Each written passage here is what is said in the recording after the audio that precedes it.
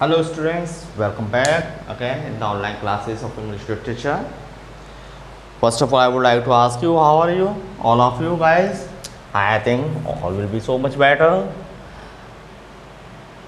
In last video, we were discussing about the poem that is coming, and we have completed that poem coming and 3 questions of that poem, which is written by Philip Larkin. ठीक है, last video में poem complete की, 3 questions इसके जो थे वो हम consult कर चुके थे. Now I am going to take another rest of the questions with answer with discussing with all of you.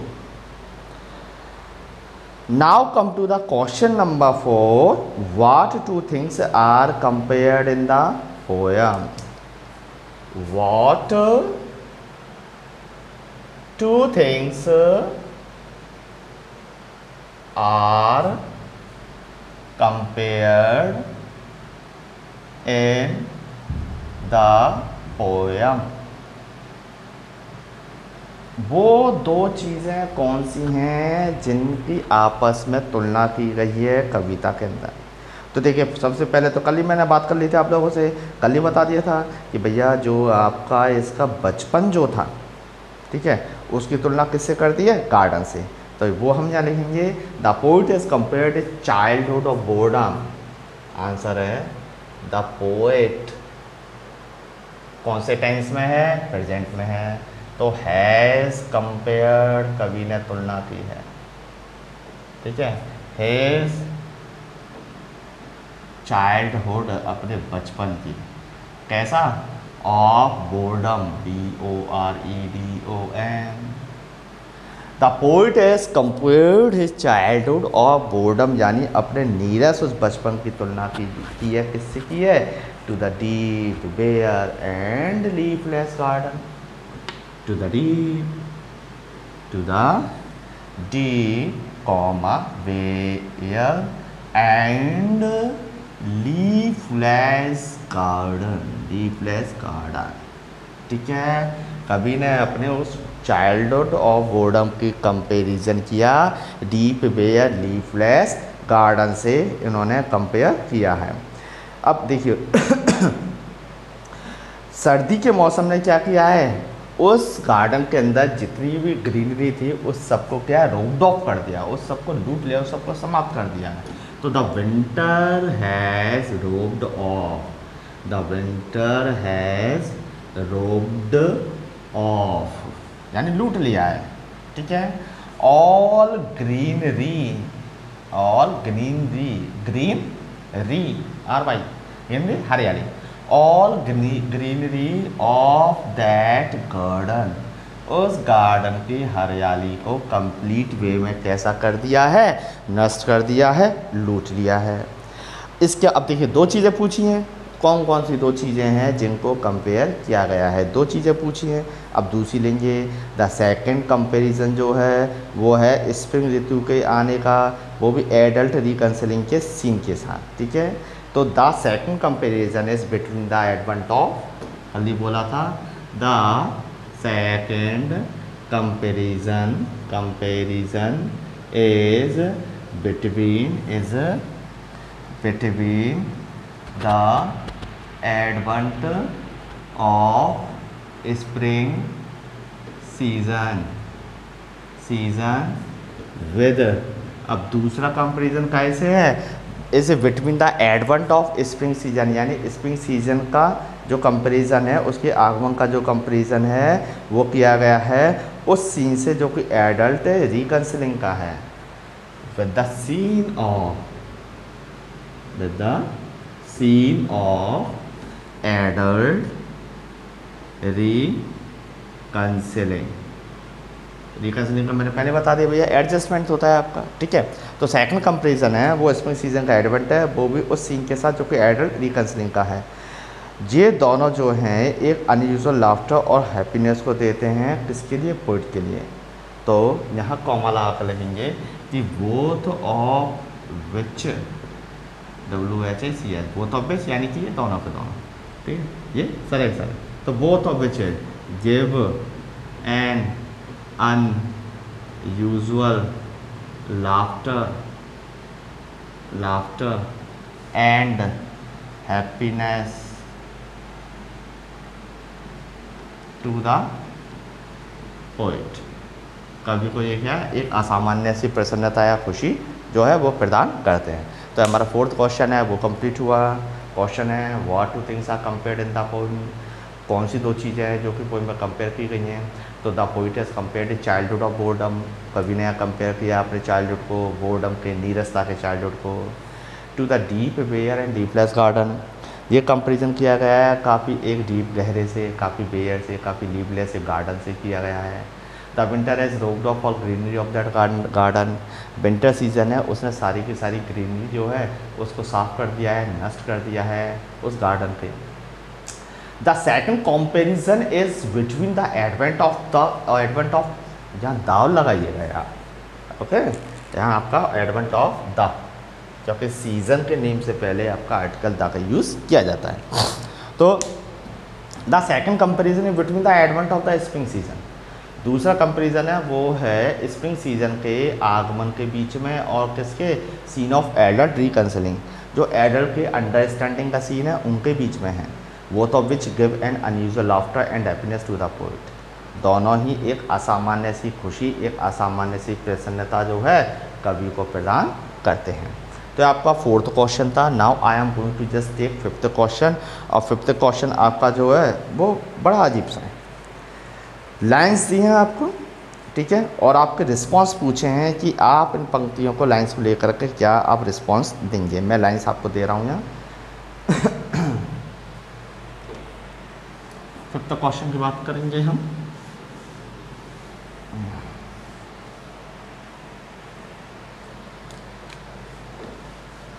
Question number fifth है आपका, तो क्या कहा गया है कि how do you respond to these lines. Question number fifth है how do you respond to these lines, यानी आप इन पंक्तियों को किस प्रकार से रिस्पॉन्स देते हैं, ठीक है। वो रिस्पॉन्स पूछा गया कि आप इन पंक्तियों को किस प्रकार से रिस्पॉन्स देते हैं। रिस्पॉन्स का पंक्तियाँ तो देखने पहले, पंक्तियाँ कौन सी हैं, पंक्तियाँ light chill and yellow, light chill and yellow, मालूम पड़ गया होगा लाइट चिल एंड येलो को देख करके। शुरुआती पंक्तियाँ हैं, ठीक है, लाइट के बारे में बातें हो रही हैं। अब ये लाइट क्या करती है, base the ceiling foreheads of the houses, base the ceiling forehead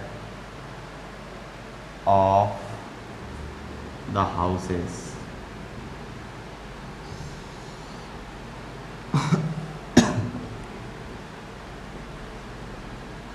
मैं यहाँ लिखे देता हूँ बजाय उधर, ठीक है।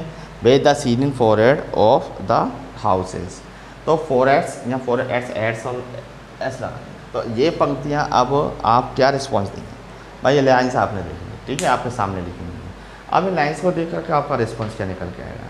रिस्पॉन्स क्या निकल के आएगा, यही कि भैया जो फ्रंट पोर्शन है हाउसेस की वो कैसे है, पीसफुल है, ठीक है। वो क्या है, फिर वो एक रोशनी से नहाए हुए हैं, रोशनी इसमें डूबे हुए हैं, ठीक है। वो रोशनी कैसी है, वो काफ़ी शांत सी है, पीले रंग की सी हल्की सी वो रोशनी नज़र आती है, ठीक है। तो कवि का पर्पज़ क्या है लाइन को लिखने का, कि कवि जो है धीरे धीरे ये बताना चाह रहे हैं कि अब जो सर्दियों का मौसम है that is just going to be end, जो सीज़न ऑफ विंटर है that season is going to be end soon, ठीक है, समझ में आए। तो उसी चीज़ को हम अब यहाँ आंसर में लिखेंगे, ठीक है। काय में लिखेंगे हम आंसर में लिखेंगे। तो आंसर है आपका कि द ट्विंकिलिटी है, the twinkle house friends are bathe in light, ठीक है। अब कौन सी लाइट है, सामने लिखा हुआ है चिली और येलो। तो द, मैं सिंपल लैंग्वेज में आपको बता रहा हूँ यहाँ, the front portion of the houses are peaceful, कैसे पीसफुल है, and they are and they are bathed, और इनको नहलाया गया है या कवर किया गया है with the dim light which has a yellow tinge, TINGE, ठीक है, पीले रंग के एक प्रभाव को लिए हुए है जो कि, ठीक है। फिर आगे हैं द पोएट सजेस्ट दैट, अब पोइट हमें सजेस्ट करता है, क्या सजेस्ट करता है पोइट हमें, that the winter is going to be end soon, and कर लें, going to be end soon, full stop. ये आपका 5th नंबर का आंसर होगा, ठीक है। देखिए आंसर क्या है। How do you respond to this lines, आप इन पंक्तियों को रिस्पॉन्स कैसे देंगे। Light chill and yellow with the seeing forest of the houses, तो the front portion of the houses are peaceful, जो सामने के जो पोर्शन है घरों के वो कैसे हैं, काफ़ी पीसफुल हैं। They are bathed with the dim light, वो हल्की सी रोशनी से क्या है, नहाए हुए से नज़र आते हैं। विच एज अ येलो टिंस, ये रोशनी कैसी है, एक पीले रंग के इफेक्ट को प्रभाव को लिए हुए हैं। द पोइट सजेस्ट दैट, अब कभी हमें यहाँ सुझाव देता है दैट की the winter is going to be end soon, की जल्दी अब सर्दियों का जो मौसम है वो समाप्त हो जाए, ठीक है। अब 6th क्वेश्चन लेंगे हम कि comment on the use of the phrase fresh field boys. First of all I am going to rub it.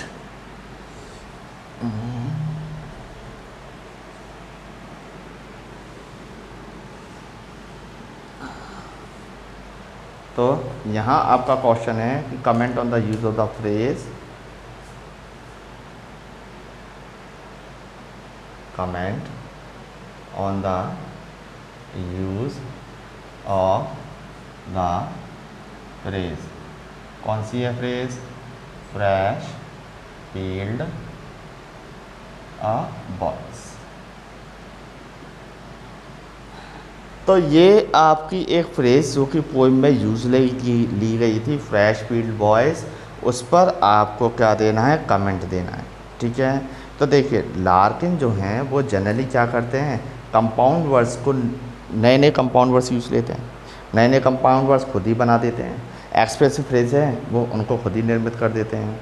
तो यहाँ जो इसी तरह से देखिए कंपाउंड है ये फ्रेश फील्ड बॉयज़, ठीक है, कंपाउंड है आपका। अब इसका मतलब क्या हो जाता है, यहाँ शार्पनेस मैंने बता दिया था, फील्ड का मतलब शार्प, और फ्रेश तो है ही है आपकी, ठीक है। रिफ्रेशिंग साउंड हो गया, वॉइस हो गई, वो किसकी है, थ्रश वर्ड की है। और ये आपकी जो साउंड है किसकी है, वो साउंड उसके गीत की। अब आंसर कैसे लिखेंगे, तो यहाँ लिखेंगे Larkin is known for coining, Larkin, Philip Larkin की बात हो रही है जो कि पोइट हैं, इज़ नोन, काई के लिए जाने जाते हैं, फॉर कॉइनिंग। बेटा कॉइनिंग, ये कॉइन यानी सिक्का नहीं है, ये आपके वर्ब के रूप में है कॉइन। कॉइन का मतलब होता है नए शब्द का निर्माण करना, नए शब्द का निर्माण करना। तो Larkin is known for coining new compound words and expressive, new compound words and expressive phrases, ठीक है। लार्किन जो है उन्हें जाना जाता है नए कंपाउंड वर्ड्स को कॉइन करने के लिए और एक्सप्रेसिव फ्रेजेस को कॉइन करने के लिए। अब यहाँ जो फ्रेज आपकी दे रखी है कि the phrase fresh field boys, the fresh field, पहले फ्रेज लिखूँगा, sorry, the phrase fresh field a boys suggest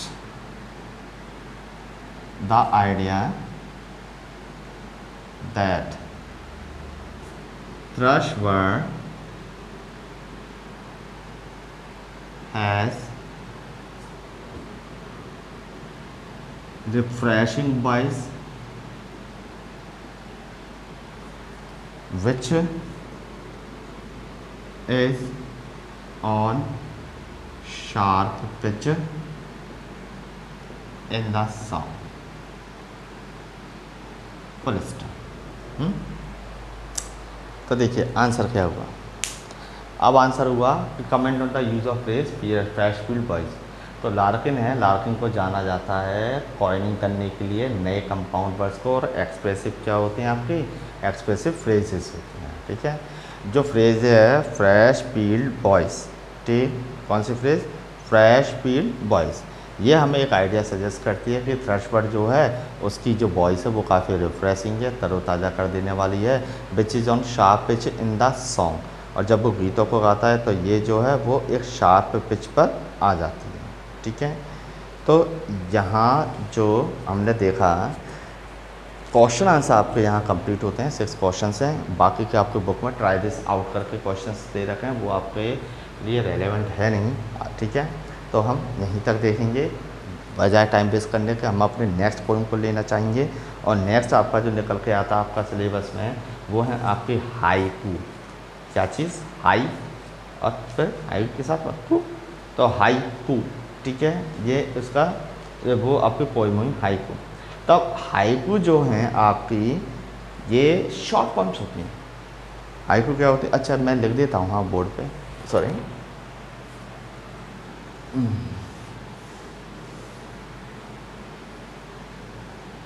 haiku Japanese form है आपकी पोइट्री की, और यहाँ मैं लिख देता हूँ हाइकू।